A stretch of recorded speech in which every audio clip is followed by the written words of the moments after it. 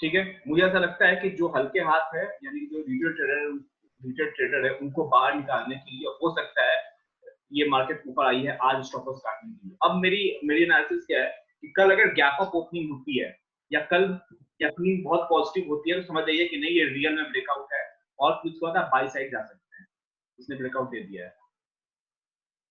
ठीक है, लेकिन कल अगर थोड़ी सी नेगेटिव ओपनिंग होती है तो समझ लीजिए कि ये ट्रैप था, ये स्टॉप लॉस यहाँ पे जो लोग घुसे थे या यहाँ पे जिन्होंने सेल किया था। क्योंकि आपको पता है कि छोटा आदमी क्या करता है, यानी हम लोग मैं खुद को छोटा आदमी, हम सबको छोटा आदमी बोलते हैं, क्यों? क्योंकि हमारे पास पैसा कम है, हम कोई 5 करोड़ 10 करोड़ से ट्रेड करने वाले लोग नहीं है, राइट? हम लोग क्या करेंगे, हम लोग ज्यादा से ज्यादा क्या करेंगे कि हम अगर मुझे हमें ये कैंडल दिख रही है कि यहाँ पर स्ट्रेंथ ऊपर ज्यादा कम दिख रहा है तो इसके नीचे हम सेल कर देंगे अगर हम पोजिशनल ट्रेड कर रहे हैं तो, और इसके ऊपर में स्टॉप लॉस डाल देंगे। तो हो सकता है इसी कैंडल के ऊपर स्टॉप लॉस है तो कल हो सकता है सिर्फ इसका स्टॉप लॉस काटने के लिए ऊपर आज भी आया था, कल भी थोड़ा सा ऊपर आया, फिर ये मार्केट फिर नीचे चली। This is the possibility. लेकिन कल अगर मार्केट सस्टेन कर गई यहाँ पे तो फिर आप समझ जाए कि मार्केट ये नीचे नहीं आने वाली है। अब ये कोविड आ जाए, चाहे कोविड-19 हो जाए, चाहे कोविड-20 हो जाए, कोई फर्क नहीं पड़ता है, मार्केट ऊपर ही ऊपर है। ठीक है, अब इसके पीछे की अगर आप वजह जानिएगा तो बहुत खतरनाक वजह है। ये सब के सब जो है यहाँ पे जो है स्टिमुलस पैकेज के नाम पर फेक मनी, मतलब फेक मनी मतलब पैसा सही है लेकिन वो सब फेक मनी, उसके पीछे कोई वैल्यू नहीं है। कुछ दिन के बाद में सारा पैसा वापस जहाँ से आया था वहाँ चला जाएगा। तो मार्केट में इतना ज्यादा फ्लो किया जा रहा है, मार्केट भागे जा रही है भागे जा रही है। चलिए इस पर बात करें तो बहुत लंबी बात हो जाएगी, लेकिन ये सब सिर्फ जो पैसा है, ये सब वो पैसा है जो सिर्फ दिखाने के लिए। हाथी के 2 दांत होते हैं, खाने के और दिखाने के। तो दिखाने वाला जो दांत है ना, उसका कमाल है कि मार्केट इतना ऊपर गई है। ठीक है, बाद में जैसे ही मार्केट जब ऊपर जाने का टाइम आएगा तो जितना भी पैसा एक्स्ट्रा पैसा मार्केट में भी तैर रहा है उसका मार्केट से वापस खींच लिया जाएगा। ठीक है, कल कल के लिए और देखते हैं, बैंक निफ्टी देखते हैं। बैंक निफ्टी को जितना जाना चाहिए बैंक जितना जा नहीं पा रहे हैं, उसके अपने रीजन है। ये देखिए बैंक निफ्टी में ये रेजिस्टेंस लेवल है, बैंक निफ्टी में ऐसा कुछ दिख नहीं रहा है कि कुछ हम बोले कि कल अच्छा मौका है हमारे पास में। ये हाई देखिए 22,500, 22,500 का जो लेवल है वो बड़ा अच्छा लेवल है उसके ऊपर बाई करने का। लेकिन अभी ये 22,170 पे है, कल अगर मार्केट ऊपर जाती भी तो 22,500 के ऊपर जाना पॉसिबल नहीं है। तो कल का हमारा जो सेटअप है वो सेटअप वही रहेगा, सिंपल सा सेटअप रहेगा कल का कि पीडीएक्स के ऊपर या आर3 के ऊपर जाएगा तो हम बैंक निफ्टी को बाई साइड और S3 और पीडीएक्स के नीचे सेल साइड। क्यों? क्योंकि उसके रीजन देखिए ये ब्रेकआउट से थोड़ा सा दूर है, 22,500 के ऊपर जाता है तब आप बाई साइड जा सकते हैं, पोजीशन भी जा सकते हैं। ठीक है, तो इसको रहने दीजिए। तो बहुत अच्छे लेवल पे बैंक निफ्टी नहीं है। टाटा पावर में आप लोग पोजीशन बना सकते हैं फॉर स्विंग ट्रेड। ये देखिए रेजिस्टेंस का लेवल है, शायद आपकी क्लास में मैंने रेजिस्टेंस का लेवल ड्रॉ किया था। इसने रेजिस्टेंस का ब्रेकआउट दिया और ब्रेकआउट देने के बाद में देखिए कंसोलिडेट भी हो गया, ये 3 कैंडल देखिए कंसोलिडेट हो रहा है। तो आप यहाँ टाटा पावर में 50 रुपए का शेयर है, जो भी आपको लगे 10, 20, 100, 1000 शेयर जितने भी आपके पास में अमाउंट है, आप उसे पोजिशनल ट्रेड इनिशिएट कर सकते हैं, आपको ठीक ठाक प्रॉफिट हो जाएगा। टाटा में न्यूज भी है, टाटा ग्रुप्स में, टाटा ग्रुप के सारे शेयर अच्छे जा रहे हैं। इंडियाबुल हाउसिंग फाइनेंस, अभी मुझे इसमें पता नहीं, इंडियाबुल हाउसिंग फाइनेंस मुझे पसंद नहीं है, मुझे लगता नहीं है कि ये शेयर में इतना ध्यान बाकी है, आपकी मर्जी। कोई ऐसा शेयर देखते हैं हम लोग जो जो मैं आपको फिर से बताऊं अभी, आप लोग भी ट्राई कीजिए, आप ऐसा ऐसा कुछ देखिए। मैं आपको बता देता हूँ, मैं आप लोग डेली क्या करेंगे वो मैं बताता हूँ, और ग्रुप में शेयर कीजिए उन सब वो सब इन्फॉर्मेशन को, ताकि सब जो है ट्रेड करे और सब जो है पैसा बना सके। आपको करना क्या है कि आपको नॉर्मल जो है चार्ट पे सपोर्ट रेजिस्टेंस जो दिखता है ना, नॉर्मल उसमें कोई पीरियड R3 H3 नहीं, आपको बहुत सारे चार्ट पे सपोर्ट रेजिस्टेंस आपको दिखेंगे, क्लियर सपोर्ट रेजिस्टेंस। एग्जांपल लीजिए, आई होप आप लोग बोर ना हो रहे हो क्योंकि थ्योरी क्लास खत्म हो गई है, मैं आपको कुछ चीज दिखाना जा रहा हूँ। मैं क्या चाह रहा हूँ आपसे, किस तरह की चीजें वो मैं बता रहा हूँ। इसलिए आपको यहाँ SBI का चार्ट लगाता हूँ, ये मैंने पहले से सोच रखा होता है कि चार्ट को मैं डिस्कस करूंगा आपसे। स्टेट बैंक ऑफ इंडिया, ठीक है, ये रहा स्टेट बैंक ऑफ इंडिया, ये ठीक है। इसका चार्ट देखिए, इसका मैंने डेली का चार्ट ये लगाया हुआ है, ये मैं सब खत्म करता हूँ, ठीक है। ये डेली का चार्ट है, इसमें देखिए कि अगर कोई ऐसा बंदा,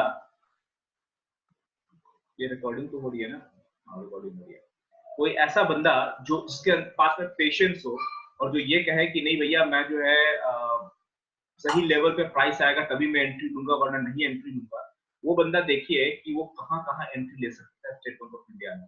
क्योंकि स्टेट बैंक ऑफ इंडिया का ये डेली का चार्ट है, राइट। और इसमें कोई कोई जो है रॉकेट साइंस नहीं है, कोई जो है बहुत हाई फाई स्टडी की जरूरत नहीं है, सिर्फ पेशेंस की और अपने नॉलेज पे यकीन की जरूरत है। ये देखिए, यहाँ पर सपोर्ट का लेवल दिख रहा है स्टेट बैंक ऑफ इंडिया में, ये देख रहे हैं कि सपोर्ट का लेवल है स्टेट बैंक ऑफ इंडिया में। और यहाँ पे देखिए, जब यहाँ पे इतना अच्छा सपोर्ट का लेवल दिख रहा है, तो आप यहाँ पे तो ट्रेड इनिशिएट करेंगे ही ना। यहाँ पे सिस्टम क्यों हैंग हो रहा है? ये देखिए, ये सपोर्ट है, ये सपोर्ट है, फिर से ये 153 पे आया था। ये मेरे ख्याल से मार्च, ये जून का टाइम है, ये जून का टाइम है, 26 मई का टाइम है। यहाँ पे देखिए, यहाँ पे आया। तो जब ये तीसरी चौथी बार जो है, जब ये पिछले 10 साल में ये सपोर्ट लेवल पे आ रहा है, तो आप यहाँ पे पोजिशनल बाई करके छोड़ देते हैं। 150 160 पे भी बाई करते, 200 ये लेवल आने वाला है, और कितना मुश्किल से 1 महीने का टाइम गुजरा है। तो आपको यही देखना है कि कोई ऐसा स्टॉक देखिए जो बिल्कुल अपने सपोर्ट लेवल पे, ताकि आप सब के सब हम उसमें इंट्राडे भी कर सके और पोजिशनल भी ट्रेड इनिशिएट करके उसको छोड़ सके। ठीक है? या अब इसी में कोई रेसिस्टेंस देखने की कोशिश करते हैं। वैसे मैंने खुद में बहुत दिन से चार्ट एनालिसिस नहीं करा, तो मेरे पास कुछ चीजें हैं नहीं। ऐसे स्टेट बैंक ऑफ इंडिया में ही देखिए कुछ इस तरह की चीज देखिए, ये एक रेसिस्टेंस का लेवल आपको दिख रहा है, राइट?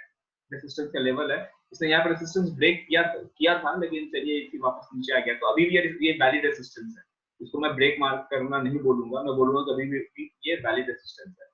तो अगली बार कभी भी प्राइस इस रेसिस्टेंस लेवल पे आएगा, तो हम जो है इसका स्टेट बैंक ऑफ इंडिया का फ्यूचर सेल करके चल सकते हैं। ये देखिए, ये कुछ हो रहा है मेरे लैपटॉप में, मेरे माउस के साथ सिंक नहीं कर पा रहा है, क्यों नहीं कर पा रहा है पता नहीं।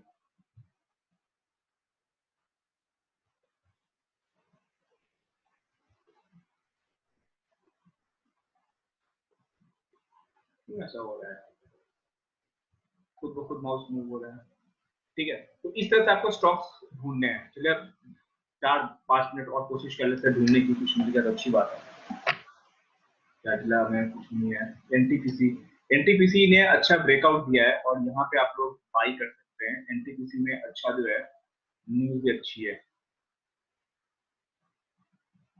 और दूसरी चीज मैं आपको बताऊं कि आप लोग के पास में मैंने इनफ इंफॉर्मेशन दे दिया है, जैसे screener.in है, टिकट टेप है, इन सब जगह पे जाइए और अब देखिए एनटीपीसी है, तो आप एक काम कर सकते हैं। देखिए, मैं screener.in पे जाता हूँ और एनटीपीसी के बारे में मैं जानने की कोशिश करता हूँ। ठीक है, एनटीपीसी लिमिटेड। अगर मेरे पास में तो मुझे एनटीपीसी में इन्वेस्ट करना है, तो एनटीपीसी का डिटेल आ गया, मार्केट कैप कितना है। एनीवेज, मार्केट कैप से ज्यादा जो जरूरी है इसका यहाँ पे देखते हैं। Stock is trading at 0.79 times it's book value. इसका मतलब क्या है पता है? इसका मतलब ये है कि 1 रुपए का स्टॉक अगर है, 1 रुपया छोड़िए, 100 रुपए का अगर इसका स्टॉक है, तो ये 79 रुपीज पे ट्रेड करता है।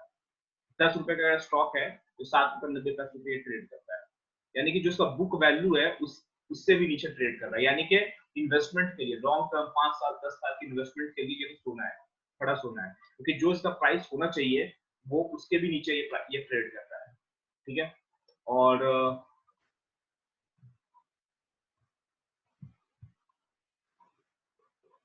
इसमें कुछ बहुत ज्यादा नहीं है। उसके अलावा एनटीपीसी से रिलेटेड अगर कोई स्टॉक है जो सेम सेक्टर के हैं, तो उसमें से जो है आप यहाँ से सेम सेक्टर के स्टॉक को आप देख सकते हैं। पावर ग्रिड कॉर्पोरेशन है, अडानी ट्रांसमिशन।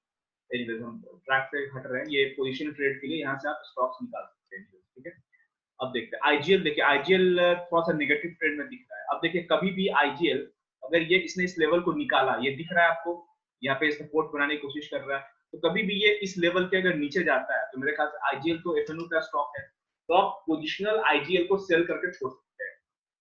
ठीक है, तो जो लोग फ्यूचर में ट्रेड करते हैं, जिनका पैसा है फ्यूचर का 1 लॉट 2 लॉट होल्ड करने का, तो आईजीएल कभी भी 384 के नीचे जाए, पोजिशनल सेल करके छोड़ दीजिए।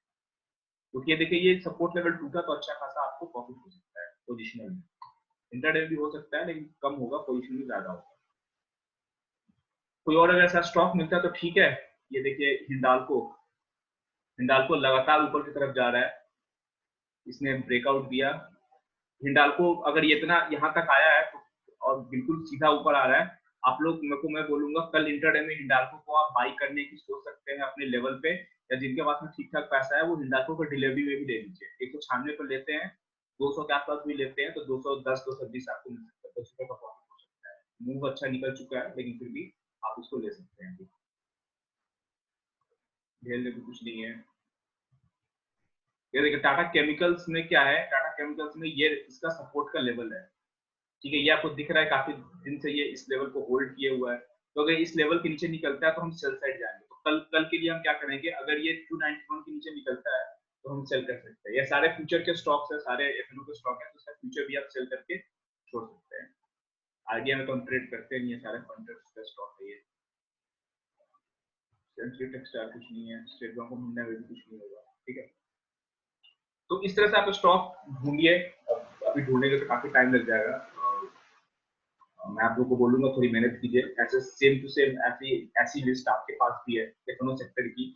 कोई ऐसा स्टॉक देखिए जो अच्छा जो है ब्रेकआउट पे खड़ा हो, ब्रेकआउट के ऊपर की तरफ खड़ा हो या ब्रेकडाउन होने वाला हो, ठीक है। इस तरह का जो है स्टॉक आप निकालने की कोशिश कीजिए, ठीक है।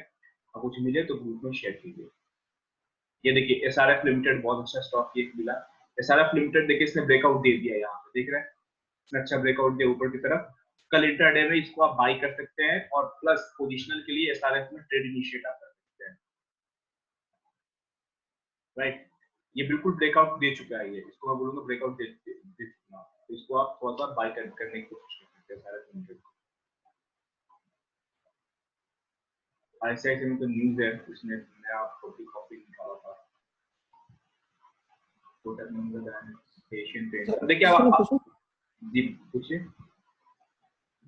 मतलब सर अभी तक जो फर्स्ट फेज में सीखे हैं प्राइस एक्शन, ये तो आप बताते हैं कि ये बेसिक है।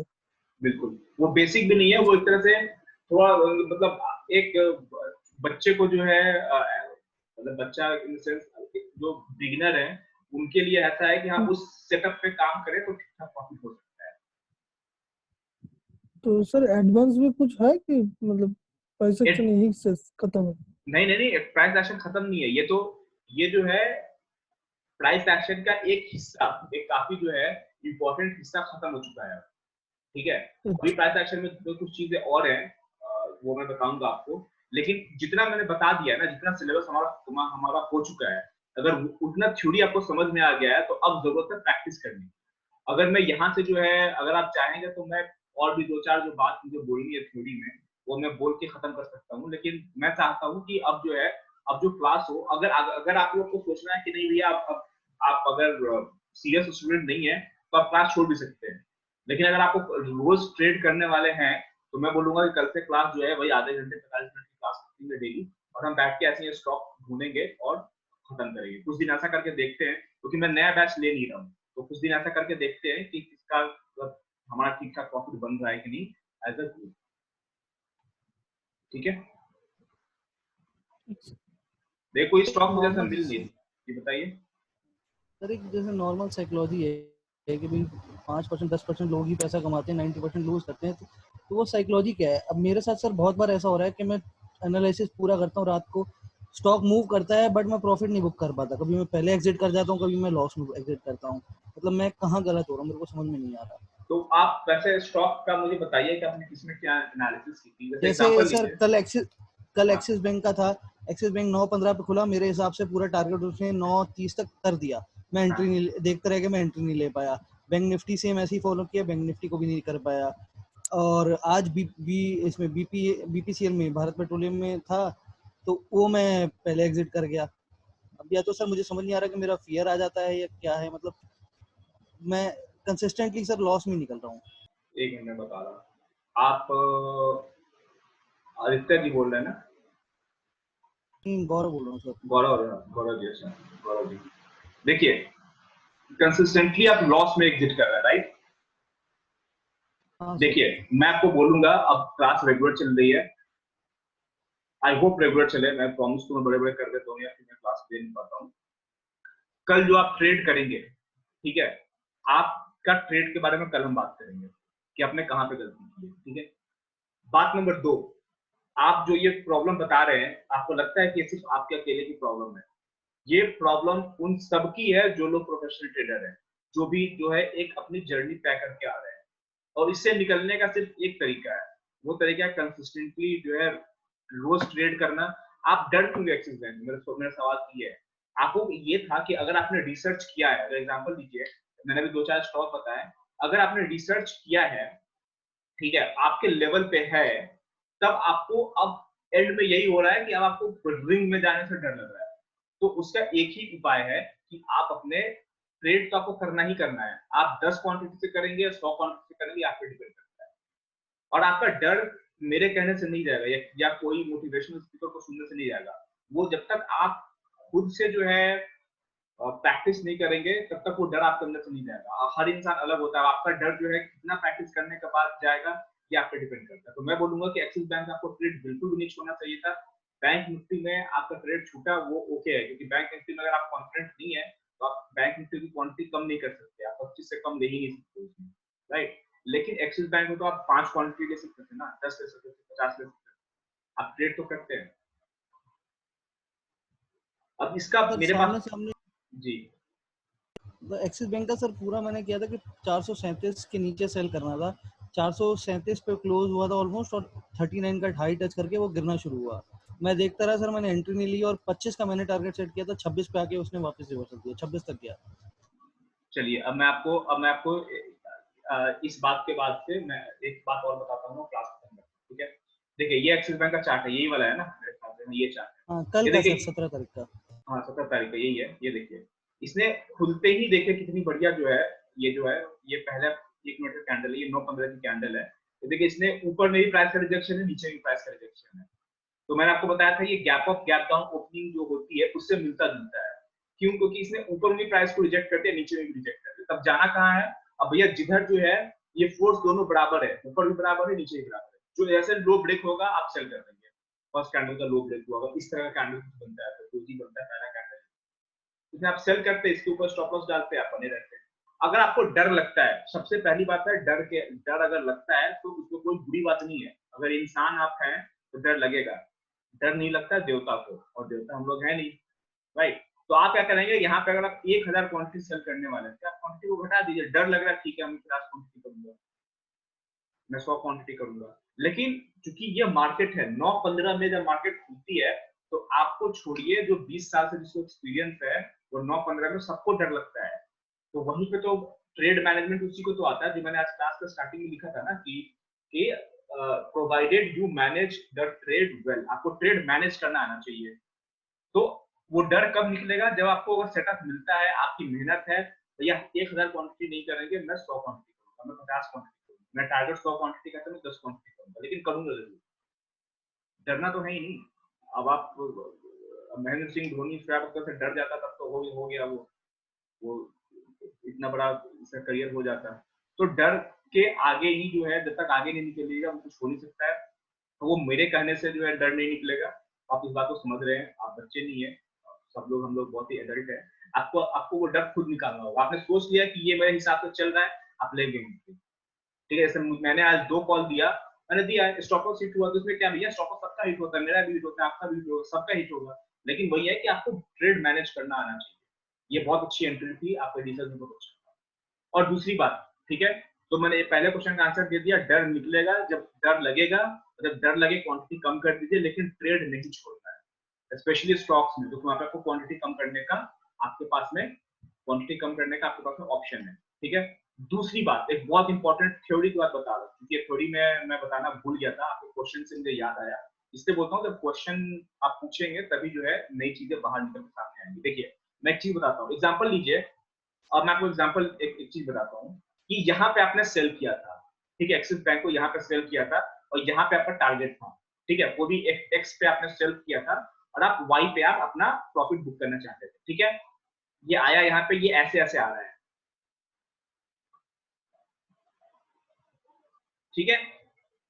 आपने क्या किया, आपने क्या किया कि आपने यहाँ सेल किया था, उसको जैसे ये यहाँ पे आया या यहाँ पे आया, आपने अपना स्टॉप लॉस यहाँ डाला था, इस स्टॉप लॉस को ट्रेल करके यहाँ कर दिया, ठीक है, और आप बैठे हुए हैं, और आपके अंदर डर नाम की चीज नहीं है, क्योंकि आपको 2 साल हो गया ट्रेड करते हुए, और आपने 2 साल में सिर्फ और सिर्फ छोटे क्वांटिटी में ट्रेड किया है, तो आप इतने रिलैक्स रहते हैं ट्रेड लेते वक्त, जैसे कुछ हुआ ही नहीं है। जैसे चाय पीते वक्त शाम को रिलैक्स रहते हैं, वैसे ट्रेड लेते वक्त रिलैक्स रहते हैं। वो चीज लेकिन कहने से नहीं आएगी, मेरे कहने से नहीं आएगी, आप खुद को बोलेंगे तभी भी नहीं आएगी, वो सिर्फ और सिर्फ प्रैक्टिस से आएगी, एक्सपीरियंस से आएगी, ठीक है। आप बैठे हुए हैं, अब हुआ क्या कि ये नीचे आ जा रहा है, आ जा रहा है, यहाँ पर आकर ये स्टॉप हो गया, ठीक है।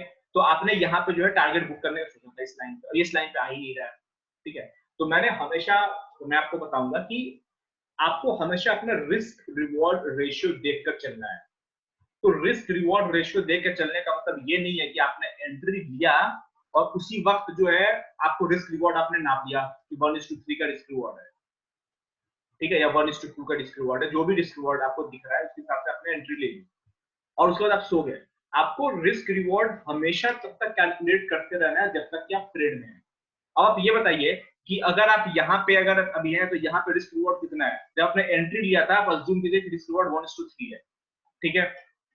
अब आप यहाँ पे हैं, यहाँ पे रिस्क रिवॉर्ड कितना है? अब 1:1 का है। रिस्क कितना है? अगर उल्टा रिवर्स हो गया तो एट दिस पॉइंट अभी जो प्रॉफिट चल रहा है वहां से रिस्क आपका 1:1 का है। जितना रिस्क है उतना रिवॉर्ड है।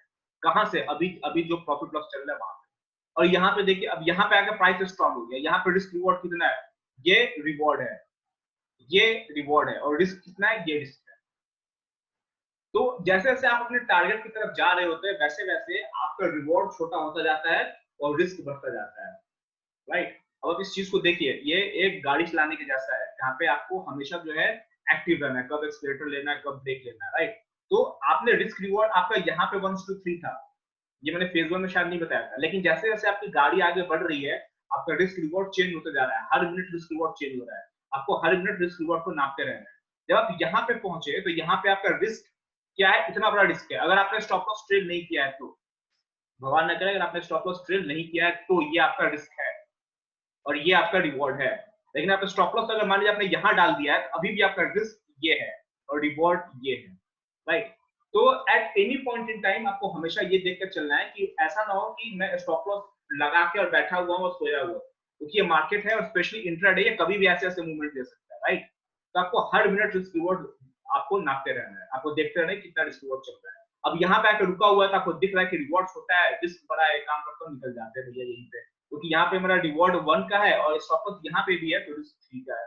तो जहाँ पे मैंने एंट्री 1:3 पे की थी अब उल्टा हो गया, अब 3:1 हो गया है, तो मैं यहीं पे मैनुअली एग्जिट कर दूंगा, मैं यहाँ पे इसको हिट होने का वेट नहीं करूंगा। समझे गौरव जी? हाँ सर।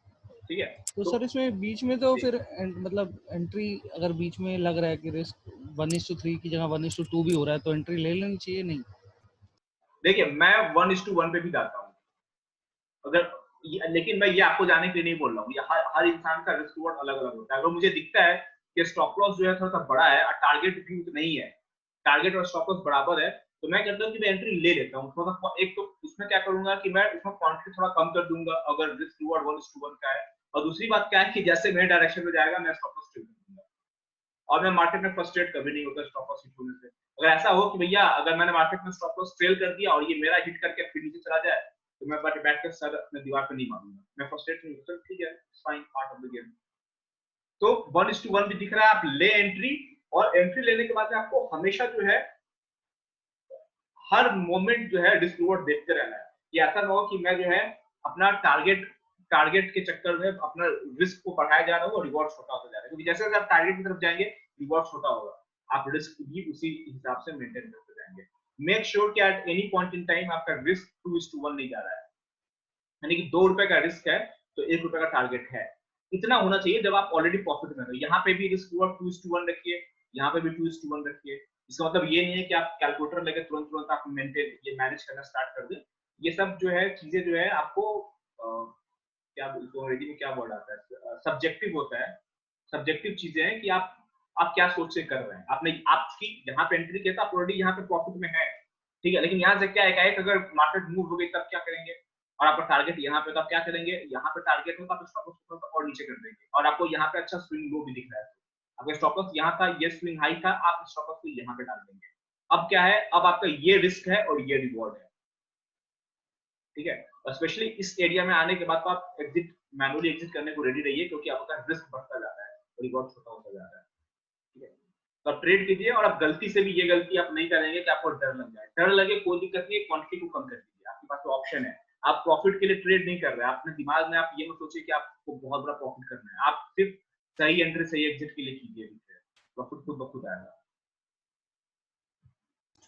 सर ये ट्रेलिंग स्टॉप लॉस के लिए कौन सा ऑर्डर डलता है? Cover order? Trailing stop loss के लिए आप स्टॉप लॉस का ट्रेड आप किसी में भी कर सकते हैं, कवर ऑर्डर में भी कर सकते हैं, माइनस ऑर्डर में भी कर सकते हैं। बस स्टॉप लॉस नहीं को सब पकड़ के नीचे खींच देने का बस।